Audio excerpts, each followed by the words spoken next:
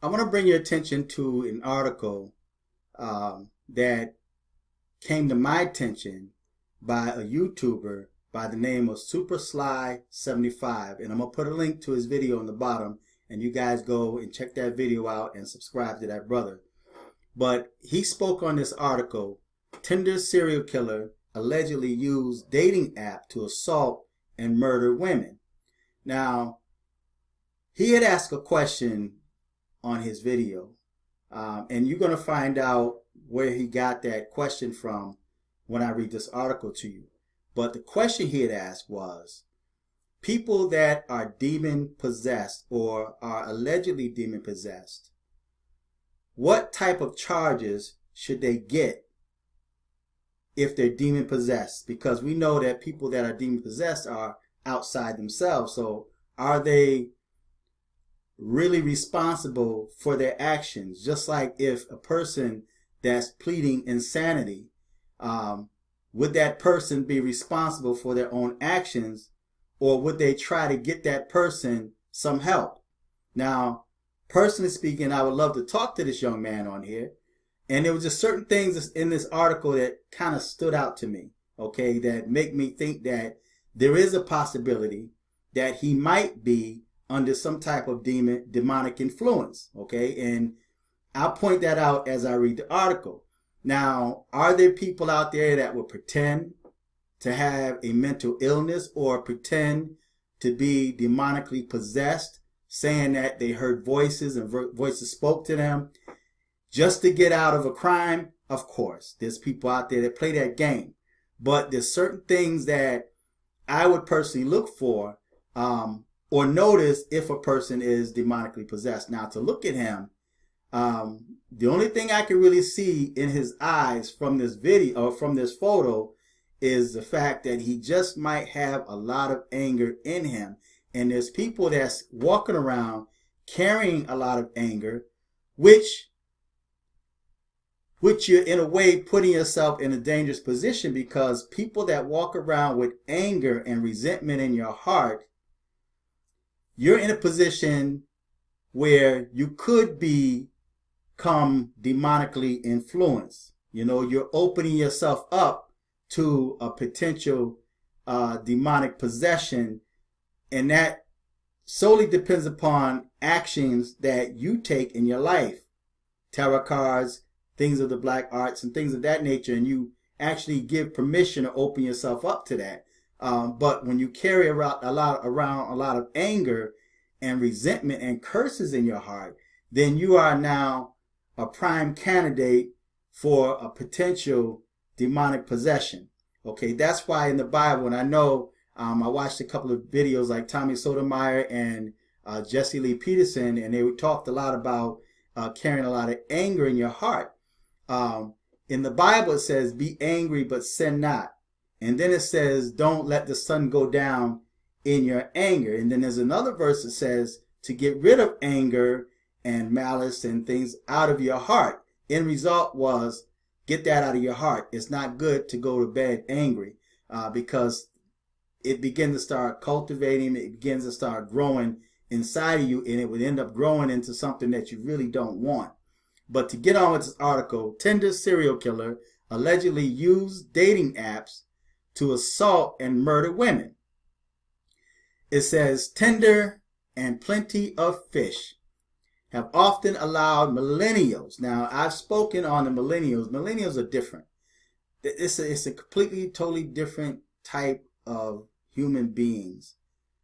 Not all millennials, but their viewpoints, their values or lack of values, just a lot of things that's going on within a lot of millennials that make me really question what they are and who they are, you know. But maybe I'll create another video later on and talk about these millennials, man, and things that I happen to notice with a lot of these millennials. And I spoke on a little bit here and there in certain videos and whatnot, but I want to do a whole video on millennials and the things that they value and don't value in this age that we're living in. It says, allow millennials to navigate the world of dating with a simple swipe on a cell phone. However, the dating apps allegedly became platforms for a serial killer to find his next victims. Now, not all serial killers are demon possessed. Not all mentally ill people are demon possessed. They may be demon oppressed, but to be possessed by demonic activity, that's something, in my opinion, that's entirely different.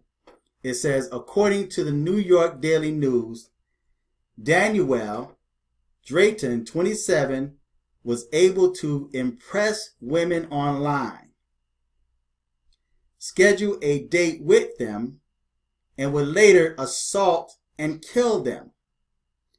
It says the hunt for Drayton begins after Samantha Stewart, 29, was found dead inside her home in Queens, New York on July 17th. Authorities say Drayton met Stewart on Tinder, and the two met for a date before he strangled and killed Stewart. Now, there's a lot of dudes, man, a lot of black dudes that have a lot of anger and resentment in their heart for black women.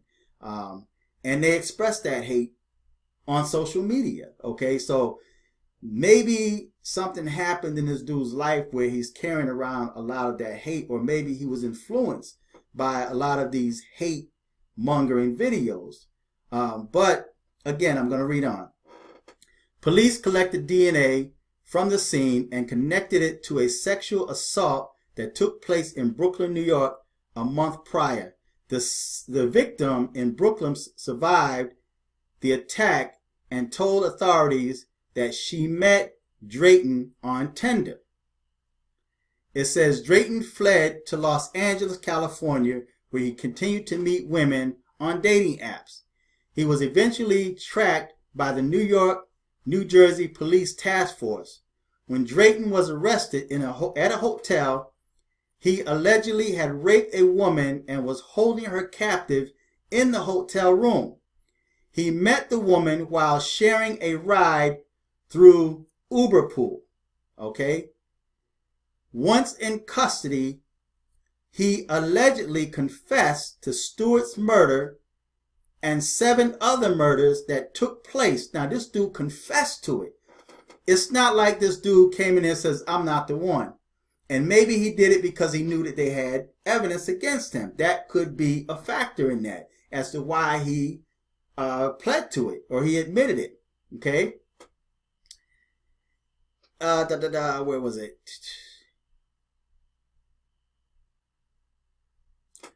He told police he killed 2 women. Okay, once in custody, he allegedly confessed to Stewart's murder and 7 other murders that took place. He told police he killed 2 women in Connecticut, 1 woman in the Bronx, New York, another woman in Suffolk County, New York, that's in Long Island, 1 woman in Queens, New York, a woman in California, and 2 men in New York. So was this dude bisexual or gay, or was it, why did he kill these 2 dudes, right? It says Drayton was arrested in June for choking his ex-girlfriend, Zena Barry, in Nassau County, New York, Long Island. His bail was only $1,000, but the judge dropped bail requirements and Drayton was set free.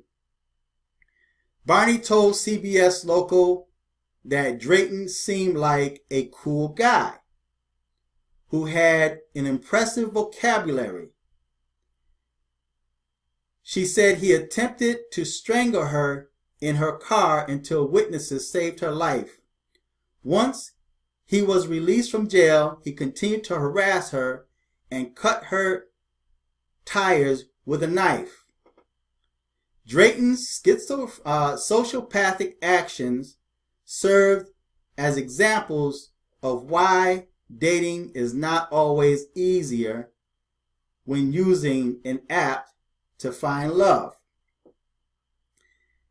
He is currently being held in California on a $1.5 million bail and is being charged with attempted murder, forcible rape, sexual penetration by foreign object, and false imprisonment. He faces extradition to New York. Now, Super Sly, he talked on this, and I don't know why he mentioned it. I don't know what article he got that from. But he mentioned something about the dude saying that voices were talking to him. I didn't read that in this article. I didn't read that in this article, but that's what Super Sly says. If in fact this dude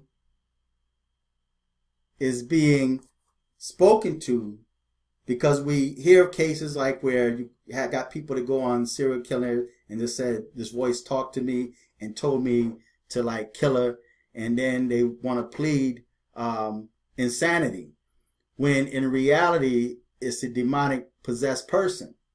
Now, if this person is demonically possessed, unlike people with mental illnesses, how should they handle this, and should that person be charged with a crime?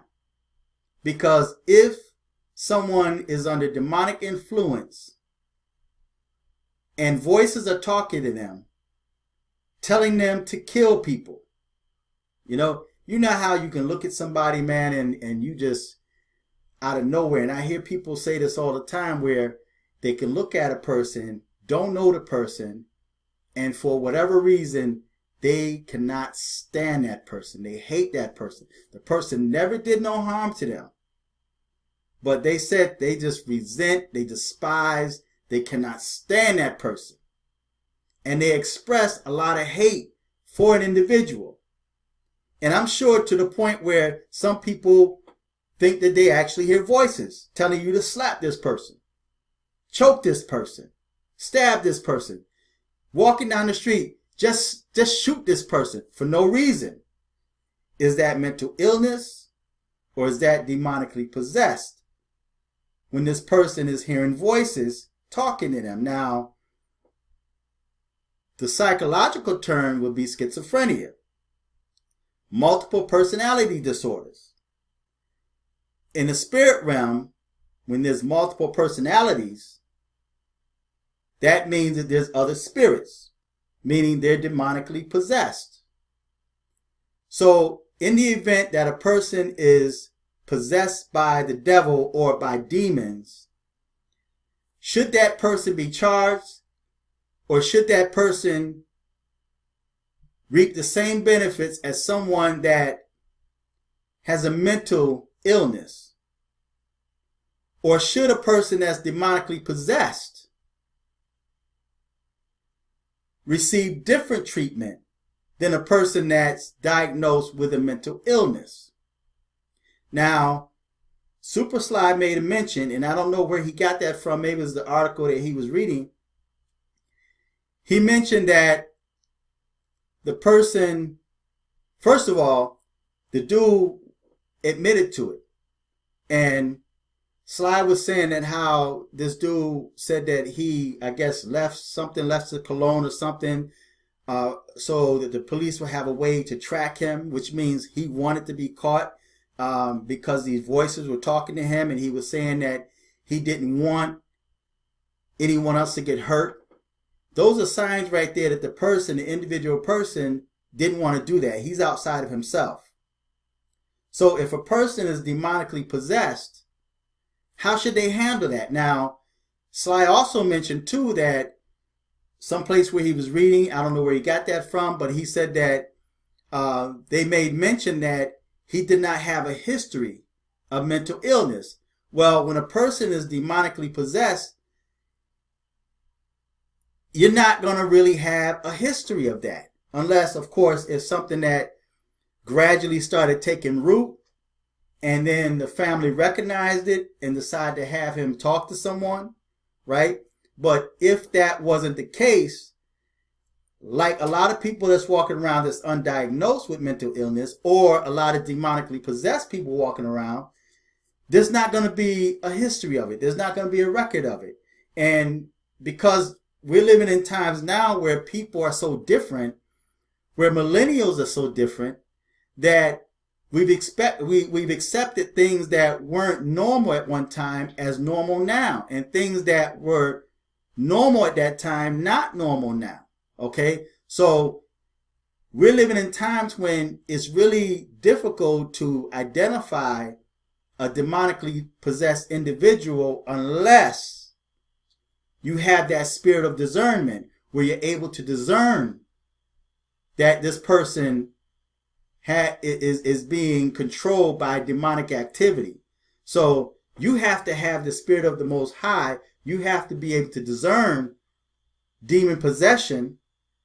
Whereas when it comes to mental issues, that's not really a spiritual issue. Well, actually, it could be a spiritual issue, because even in the Bible, there's cases where people were lunatic or they were losing their minds, and Yeshua cast out the demon, and he was saying this kind come out by fasting and prayer. And I spoke on that in a video of the past on this kind. If I find that video, I'll post that video on the bottom as well. But for a person that's demonically possessed, how should they be charged, or should they be charged? In my own opinion, when it comes to a spiritual issue, because the only thing that medication is going to do, if you get this person some psychological help, the only thing that medication is going to do is going to just subdue that person. It's not going to get rid of the root of that problem, which is a spiritual issue. And I'm sure that there's a whole lot of people that's in psychiatric wards that they've been diagnosed with schizophrenia or diagnosed with mental issues or mental disorder, whereas it's not a mental disorder, but it's demon possession. And a person that's demon possessed is not going to get better until that demon or those demons or spirits are cast out of them. Okay? So Yeshua said this kind come out, but by prayer and fasting. So medication is not going to do it.